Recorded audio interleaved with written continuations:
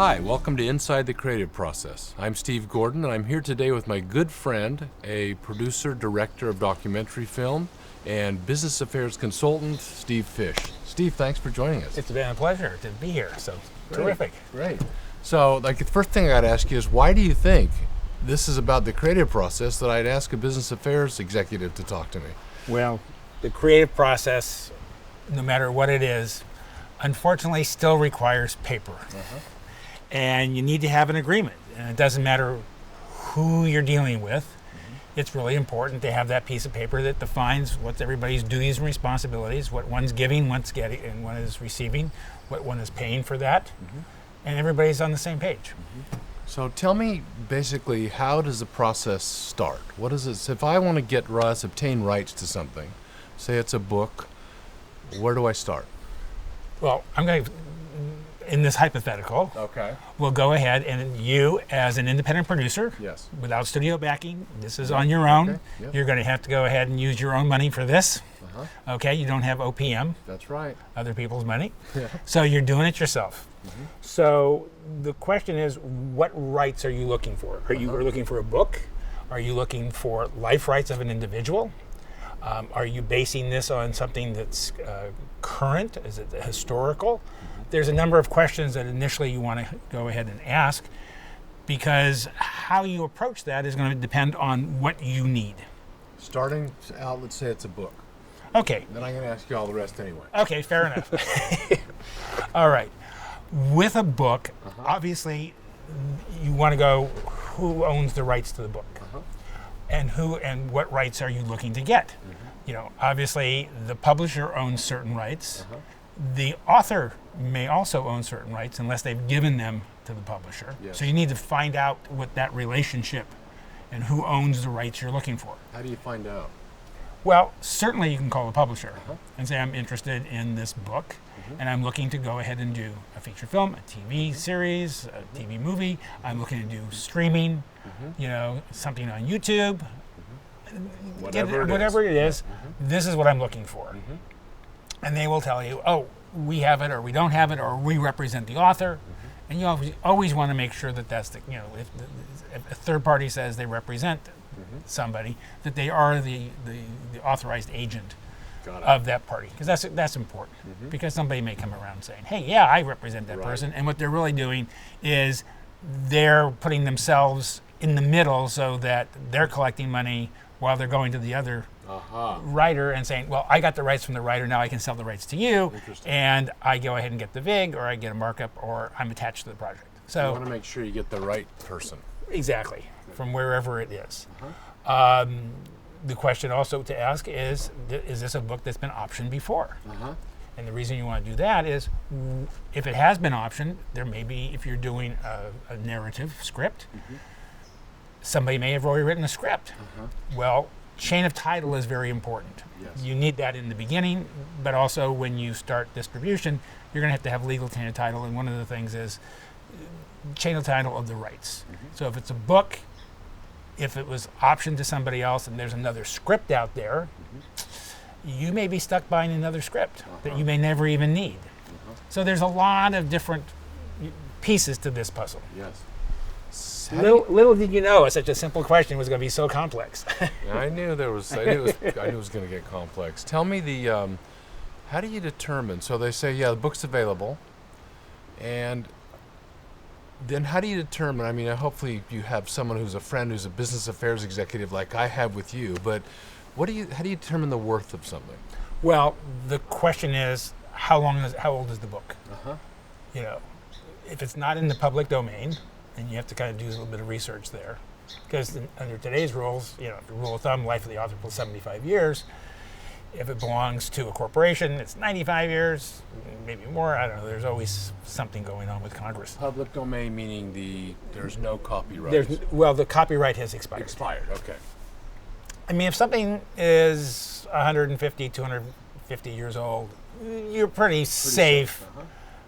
But, for example, if it's a musical composition that Beethoven did, as long as you do his arrangement, the original arrangement, because then you're safe. Yes, because you may have a new arrangement of that, and then you own the copyright in your arrangement. Got it. But getting back to the book. Yes. So if it's, how old is it? Has it been around for 10, 20 years? Been around a while.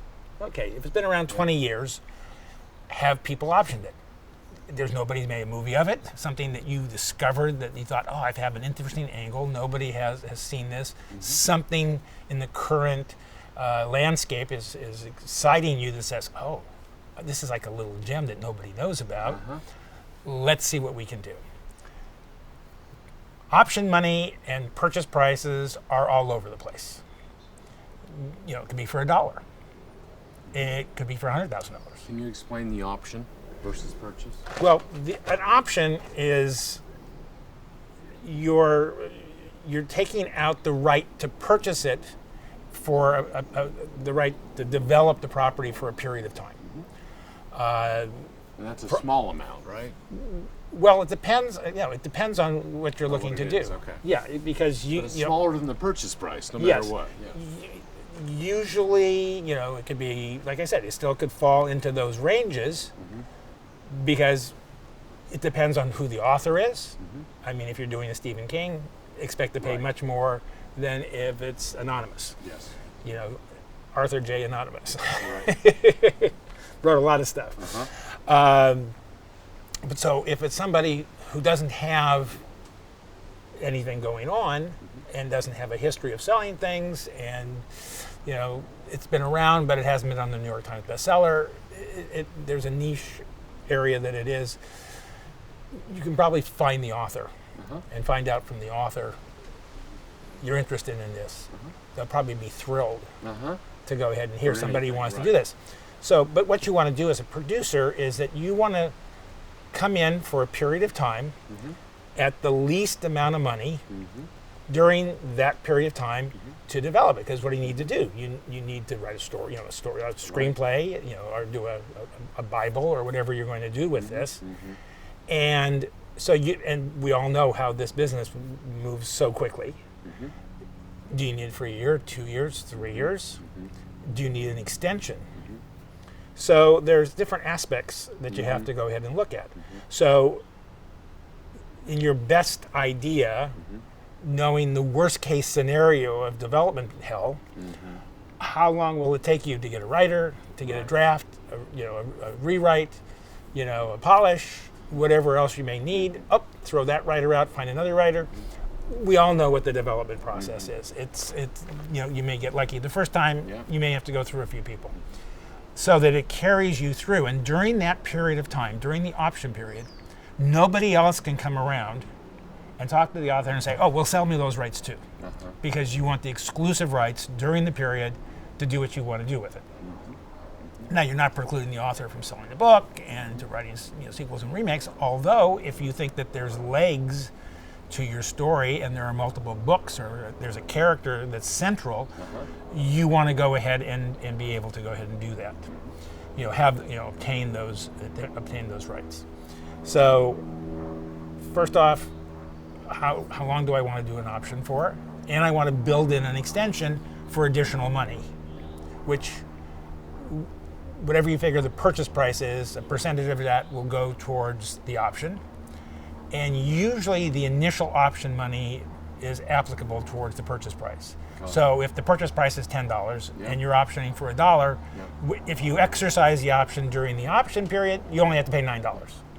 But if you extend the option period for another $1, usually that second dollar for the extension is not going to be applicable towards the purchase price. So they get to keep that, and it doesn't offset your cost. So you're in essence now spending, if you exercise it during the second option, $11 that you originally had $10. So if you had exercised it earlier, you could have saved the buck. Got it. So can you give me just an example of a range of that 40-year-old book?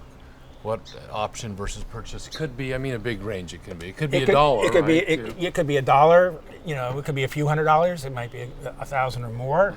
The purchase price may be a few $1,000s. It may be 10. It could be 20. It could be 30. It could be tied to a percentage of the budget. It just depends what you're negotiating with the rights holder. So you really need a business affairs executive or a lawyer to help you do the process. Most certainly. As a producer, having a lawyer first you do the work, you find the property, you find what you want, and then teaming up with your lawyer is really important because they'll be able to go ahead and be the person who is your voice in the negotiation process. Because if the lawyer may not have anybody. Yes. Oftentimes that's the worst case scenario. Because then everything is explained, everything has to go into detail. They're not sure what all this means. So a process that can take a relatively short period of time now can take a long period of time. Yes. If they have an attorney that represents them, is that attorney somebody whose practice is in this field? Or is 80 or 90% of their practice in some other area? Then you're in the same boat. Right. I mean, I can give examples of I'm sure. situations like that where the same rights acquisition agreement for a book, for doing audiobooks. Could be very different. Well, one took 10 minutes and the same agreement took 6 hours. So try to get someone who's experienced. Exactly. Good. So, life rights. Let's pretend my neighbor is the guy who tied the helium balloons to his chair and he flew up. And I want to get his life rights. What do I have to do? Well, the question To make is, a film. you want Feature to make a film. Yeah. Well, the question is, the helium chair, how widespread? How much news? Was this person a public figure for that event?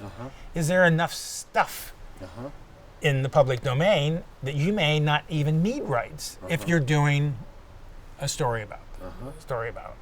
I mean, there are hundreds of films that have been out where they never got the life rights because there was so much available in the public domain. But let's, for the sake of this, You mean the press, the could press, be court, the records, court records, whatever it might be, you have access to that. And you can then base your story based on that. However, it's your neighbor. There was the event of going up in the helium balloon, but you don't have the story of that I need. That she was going ahead and the labor and the idea and the concept and how many years it took to develop that. The and arguments with the wife. or the husband or whatever it might be. So you have all of these dynamics that are private information. Now you want to go, that's what life rights, and again, you want to do an option versus a purchase. And what is this for? You're going to do something, the pricing is going to be different than if you're doing something out of pocket for YouTube. Right. Versus, I want to do this as something for cable, or I've done stuff before, and I want to take this to NBC, CBS, ABC, Fox. I want to take it to TNT. I want to take it to Hulu. I want to take it to Amazon. I want to take it to Netflix. Suddenly, each of those areas has a different way of approaching things and a different pricing scale. And that's why some people will go ahead and say, I want to tie it to what with the purchase price to what the budget's going to be for the film. Budget, Yeah, because if you're spending if you're spending a few $100s on it, I'm not going to get much. But my deal is, if you do subsequent things there, my purchase price goes up because you now put it into another place. Good. So there's two sides to this coin. You obviously want to go ahead and spend the least amount of money. Yes. And the person who's selling it wants to get the most amount of money. Right. So where is that happy medium that you can go ahead and come to a meeting of the minds? Got it. Do you find you've been on both sides of the camera? Well, this is the first time I'm probably on this side of the camera. Thank you. But you've been a producer and a director, and you've been a business affairs executive at a company, an independent business affairs executive. Yes. Probably in all those cases, you've had creative people who want something very badly, and they come to you and they're willing to give anything, so to speak, even though they don't have it. How do you deal with that? And then I'd like to know what leverage is. Well, like anything, when you have, depends on who your client is, whether you're the attorney, whether you're on staff at a production company or a studio. Whoever your client is, and whatever their enthusiasm is, there's a number of elements that you need to look at to construct what is going to be the offer. And as much as somebody wants that, it's best they don't convey that enthusiasm to the person who's selling. Because if you do, oh, I know you really want it, the price just went up. What's an example of that? Is it like, I've got to have this actor for this? I've been in situations where where the development people let out that a particular actor, and we're doing a series of test options. Yes. That's a whole thing where multiple actors are being signed to be one role in a series, and then all these actors, half dozen or so, would go before the network, and then they would decide to find which one. But you make deals with everybody. Yes. Well, obviously, as the production company, you want to go ahead and make the best deal that you can. But if somebody knows that they're the favorite, then the thinking is, well, they're going to tell the network that we really want this person. Right. So I don't want to cheat myself out of potential income, says the actor, and they're going to strike. They're going to bargain, in a tougher, take a tougher stand in what they're looking for and what they'll settle for. Because they know they're the favorite. That's right. Or at least think they're the favorite. So they, sometimes that works, sometimes that doesn't. So Steve, what's the reason that you do test options with actors, and how sometimes do you lose your advantage? When you're doing a series, or if you're doing a series of franchise films, for example, when you're looking for the actor to fill a particular role, oftentimes there'll be multiple actors that you're looking at. Yes. Because depending on who's controlling the money, somebody may have final say that's other than yourself. Because they're putting up the money, they're putting up the license fee, this is your creative partner, this is your financial partner, and they have final say because of the contractual relationship that you have. Somewhere along the line, somebody else is going to say, this is who of all these half dozen actors we're looking at, this is the one that I want. So, but to get to that point, you need to make deals with a half dozen actors. Each one is a fully negotiated deal, fully papered, with all the contractual language and all the boilerplate and all the stuff that goes into it. Because if you did it afterward, you'd be in a holdup. You'll be in a holdup position. Right. Because if somebody's picked and you don't have a deal, right. Well, you could have paid me $1,000 yesterday, but I want $20,000 today. Right. Good. Good. So that's where that is.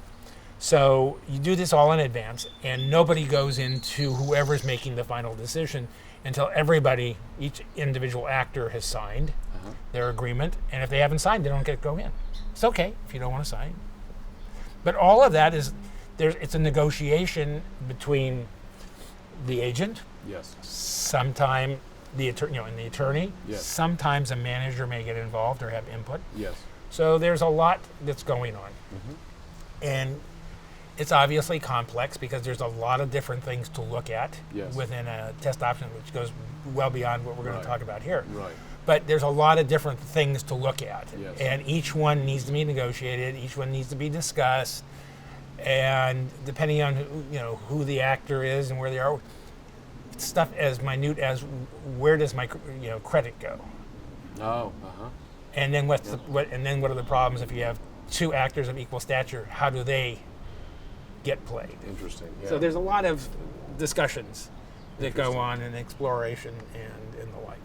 Now, can you tell us about the concept of leverage in making a deal, and how, if you have an example of? Well, leverage is on both sides. Yes.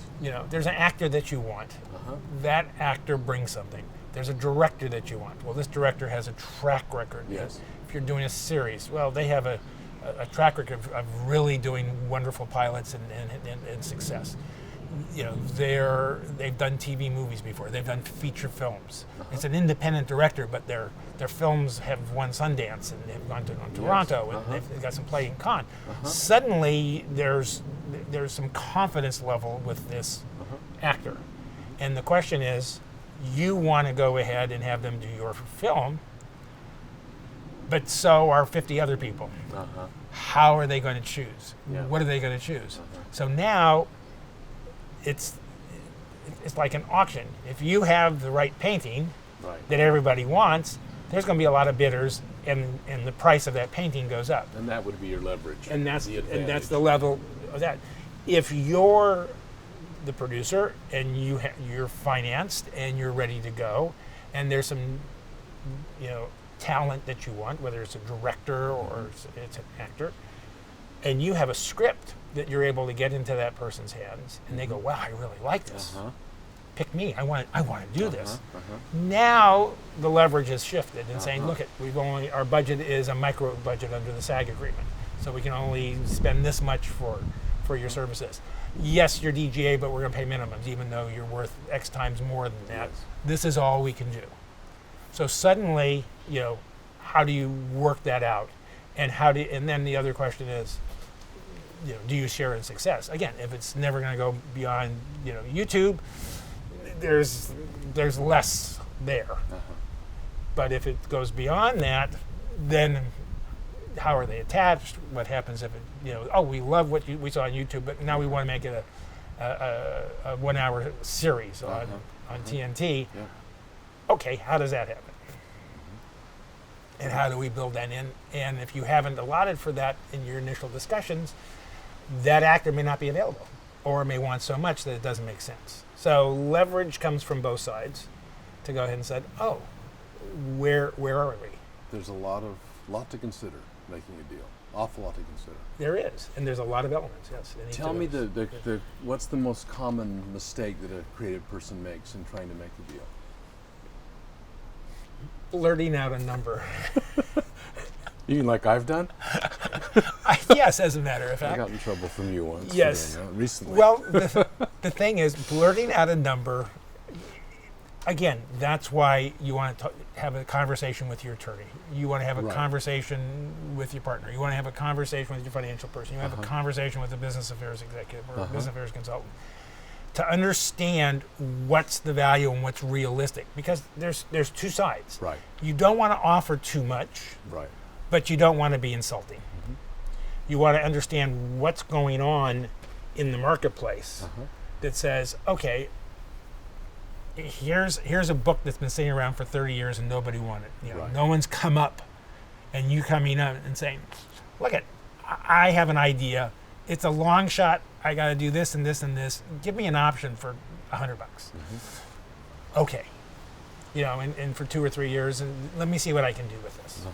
And they're thinking, for 30 years, nobody's come to my door. You're here. Right.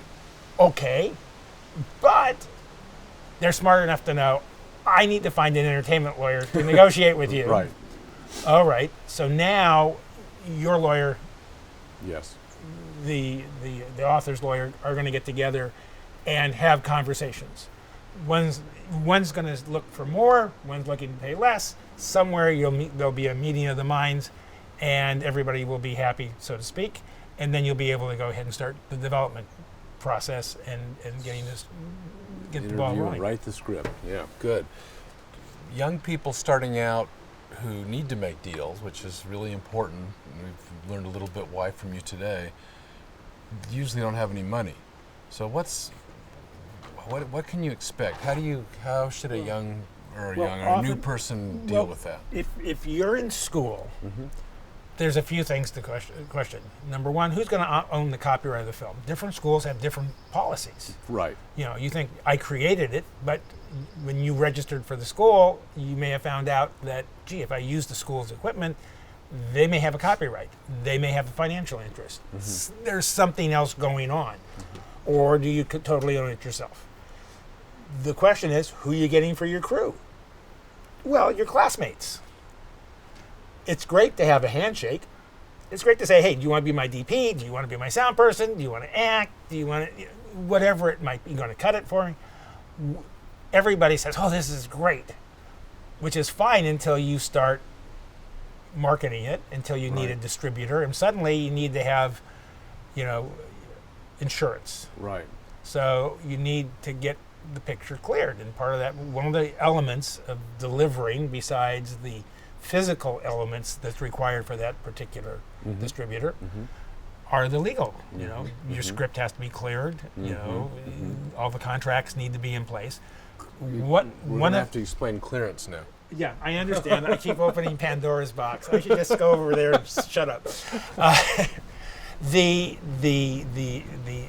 aspect of the deals with your friends.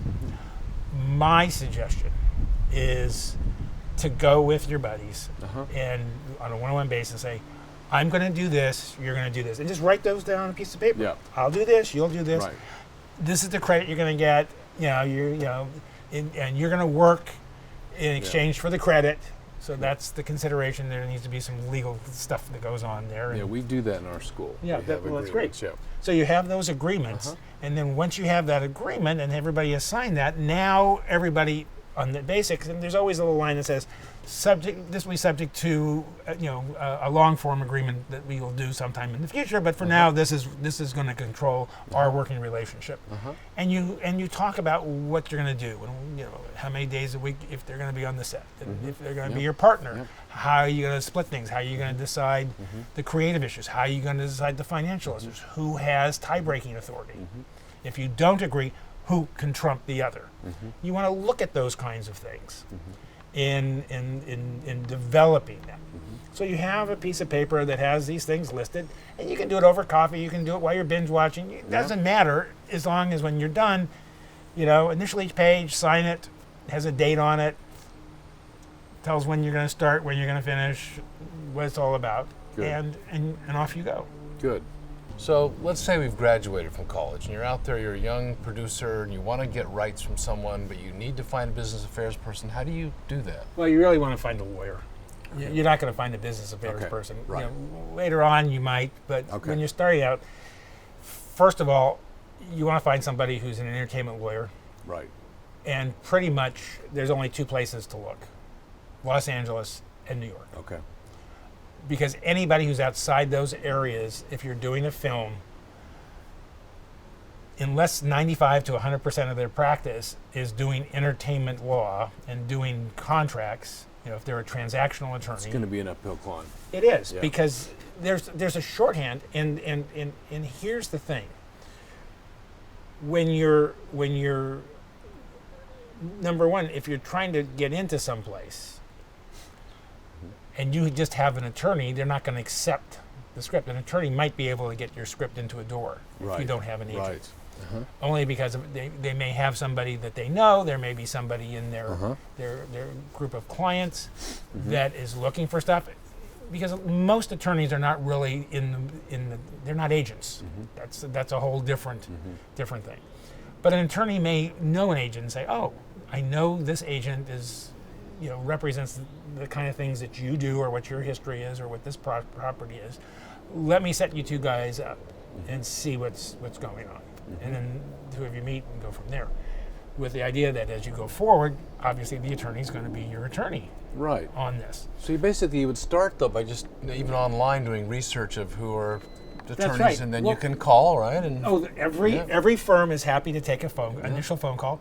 Many firms, if you're just starting out, if you don't have money, it's going to be more difficult in the sense, they'll all give you maybe 15 minutes or so just to hear what you're doing because, it's a little early when you have some money on this. If you have some money to do an initial deal and you negotiate that with your attorney of what it's going to be, then they'll do the paperwork for you and you got out. So they'll probably tell you up front approximately what it could cost. Exactly. Okay. Great. So the attorney's going to be up front. Yeah. This is what you've got. Yep. How much financing do you have? If you're saying I'm out of pocket, this is what I can afford. Yep. They're going to say, okay, realistically, we can't help you at this stage because it's going to cost X dollars. Right. But they may work with you. Right. And seeing what the project is, where you're going with it, who else is attached to may have attached to the project. So there's a number of things to go ahead and look at. Good. So, and law firms, and you look for firms, especially if you're starting out, most likely you're going to go to a smaller boutique entertainment law firm. There's probably a handful of firms that do everything from the beginning to the end. And when I say beginning to the end, that do corporate formation, because that's an issue. They'll go ahead and do your option. purchase agreements. They'll go ahead and do your development agreements, which is getting into the writing. They'll do some of the pre-production as you move into that. They'll do clearance issues that you look at the initial script. They'll take you through production with all the agreements that you need for that, through post, if you have effects contracts and things like this, getting into distribution and working with you on that. And then, of course, when you get into that stage, you need to go through delivery, and God forbid you have a problem, they can do litigation for you as well. Good, all in one. It's all in one so service. there's a handful of boutique firms that handle that. Good. Do you think making deals is creative? Of course. I mean, you think, it's a lawyer, it's just a bunch of paper in there, whatever.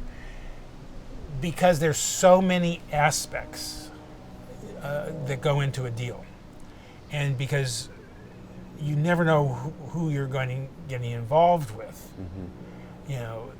They may have other deals in place. Yes.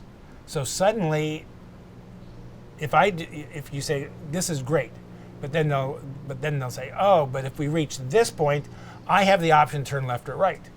Well, you want them to go straight, but they've got these other things that may precede you in time and have priorities over you, and so there's a big canvas that you have to look at and try to figure out all the little ins and outs and what you're looking for.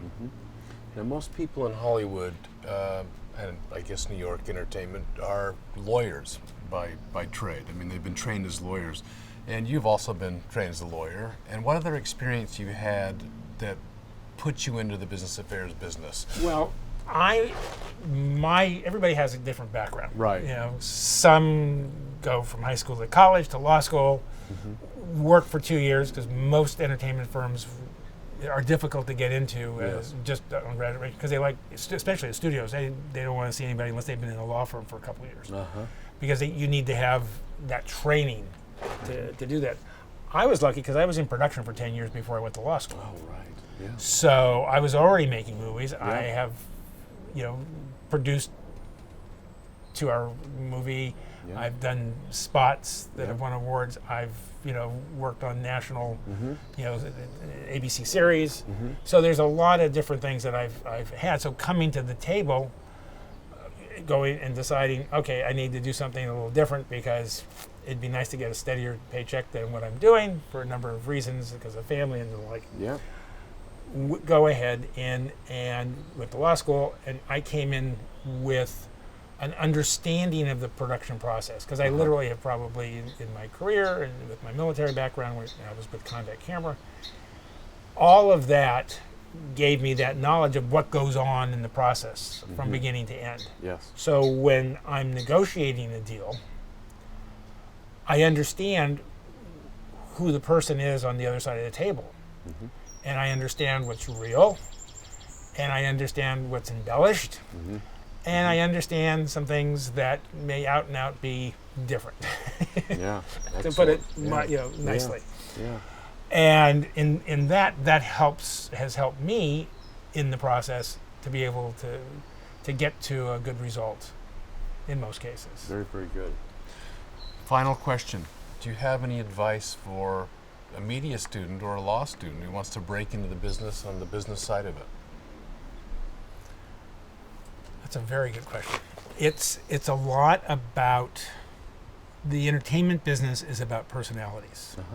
And your most valuable resource is your contacts. If you've come from production, really following everybody and knowing them and treating everybody the same. If you treat everybody the same and you're a good person, and but you have your eyes wide open at the same time, because it's a business, and sometimes it can get very rough. So you need to develop rhino skin in that respect. But it's personality, and that will take you a long way. That will take you a long way. And obviously, if you're going to go into the business affairs field, do as many informational interviews you can with lawyers who are in the field, so you can understand what it's about, so you can be prepared. And it's great if you're in school or in law school, do that. You're in the catbird seat to be able to get that kind of information. If you can do internships, that's terrific, because once you graduate, and you've made those contacts while you're in school, suddenly there may be some doors that are open. Because especially in the informational interview process, somebody likes you and goes, oh, keep in touch with me. Good. Oh, and let's see what happens. Tell me how you're doing.